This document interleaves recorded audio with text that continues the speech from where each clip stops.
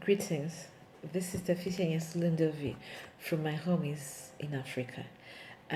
Please do subscribe so that we should be together in this journey. As I explained in my other video on this channel, we'll be motivating each other. We'll be talking about so many things.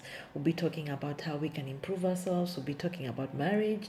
We'll just be talking and discussing stories that will help us to move forward into better us. Okay, so today I'm going to explain to you what happened to me in my life to improve my life. I once used to attend a church in Johannesburg, a very nice church, and the teaching at this church was mainly about how you can improve yourself. And they used to tell us that you mustn't concentrate on just your job, but you must always look at how do I improve myself? How do I get myself a new job? How do I get myself businesses that will help me, so you don't only concentrate on having one business and or one job. So because of the teachings at this house, at this guest house, I was always looking for something to do in my life, and it really helped me. Because what actually happened that is that one day there was a time we went to visit my dad in Malawi, my late father in Malawi. And when we got there, we were many of us, so we could not fit in the house because he was still building the house. So he decided that we must actually go and lodge by a guest house. So me and my sister and the husband went to stay at the guest house. But when I got there, something in me totally changed. I looked at the place, I looked at the setup, and I said, "Is this it? Is this what they mean when they say guest house? I can actually do this. This is simple." So I'm talking about 15 years ago. This was about 15 years ago.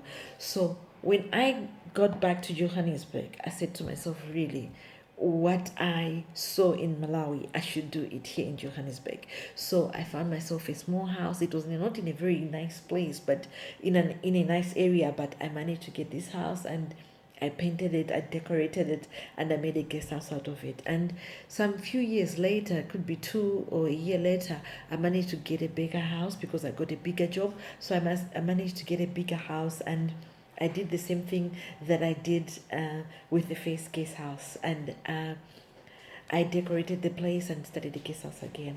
Talking now at present, the guest houses have been so successful in that I've even been able to invest in other businesses. I met people from different parts of the world. I met people from Nigeria, people from Kenya, Tanzania, Zimbabwe, Malawi, Botswana.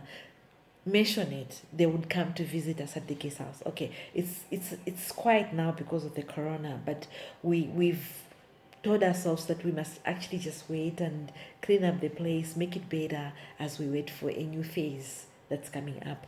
So one of these days I will actually take you to the guest house and let you go through with me to see what I'm talking about. But what I'm really saying to you is, in this life, you must press on your blessings. So your blessings not just come from you sitting and from nowhere. You must sit and say, what is it that I can do? What is it that I can do to earn money? And you need to start from a very young age. If you're 15 years old, this is something that you should be looking at now to say, I want to start a business.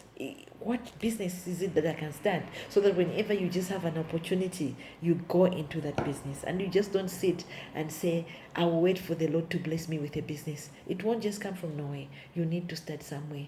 And when you start, it will keep on, and more things will come your way. Because when you start that little thing, you've got something to ask God to increase you from.